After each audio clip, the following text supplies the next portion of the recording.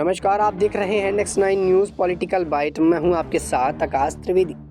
23 जून को पटना में विपक्षी एकता का कथित जमावड़ा हुआ, जिसके बाद शिमला समझौते की रणनीति बनी और कहा गया कि विपक्षी एकता को कैसे और व्यापक तरीके से आगे बढ़ाया जाए। इसकी चर्चा अगली बैठक में होगी, जो शिमला में प्रस्तावित है। लेकिन विपक्षी एकता दिल्ली से लेकर महाराष्ट्र और कश्मीर से लेकर दक्षिण तक विपक्ष अनेक हिस्सों में बटा दिख रहा है।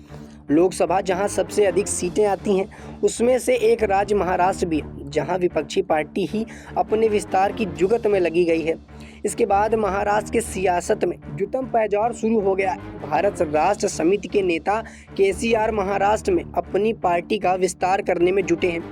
भारत राष्ट्र समिति के नेता केसीआर महाराष्ट्र में अपनी पार्टी का विस्तार करने में जुटे। सोमवार 26 जून को 600 गाड़ियों के काफिले के साथ महाराष्ट्र पंढरपुर पहुंचे थे। इस पर शिवसेना भड़स पड़ी।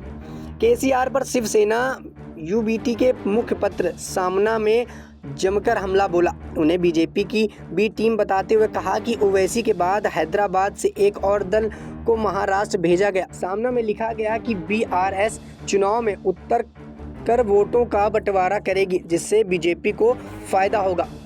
यही उनका काम है कि कहा गया कि केसीआर ये सब कुछ क्या अपनी बेटी कविता को ईडी के राइडर से बचाने के लिए कर रहे हैं। सामना में लिखा गया कि केसीआर की बेटी कविता को दिल्ली में शराब घोटाला मामले में ईडी ने पूछताछ के लिए बुलाया था।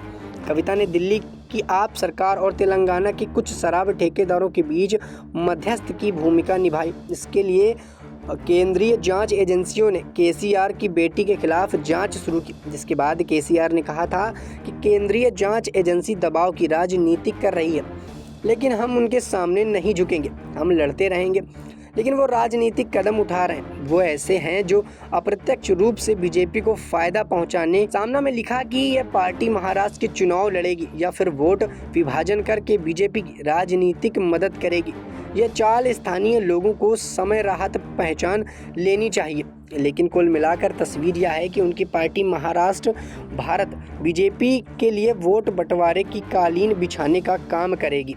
सच्चाई तो यह है कि तेलंगाना के केसीआर की पार्टी के पैरों पर तले ज़मीन ही खिसक गई है। अगर वो इस बात का बदला महाराष्ट्र में ले रहे हैं, तो वो राष्ट्रीय हित के नुकसान पहुंचाने का काम कर रहे हैं। फिलहाल के लिए इतना ही। देश दुनिया की तमाम खबरों से जुड़े रहने के लिए देखते रहिए नेक्स्ट 9 न्यूज़ पॉलिटिकल बाइट।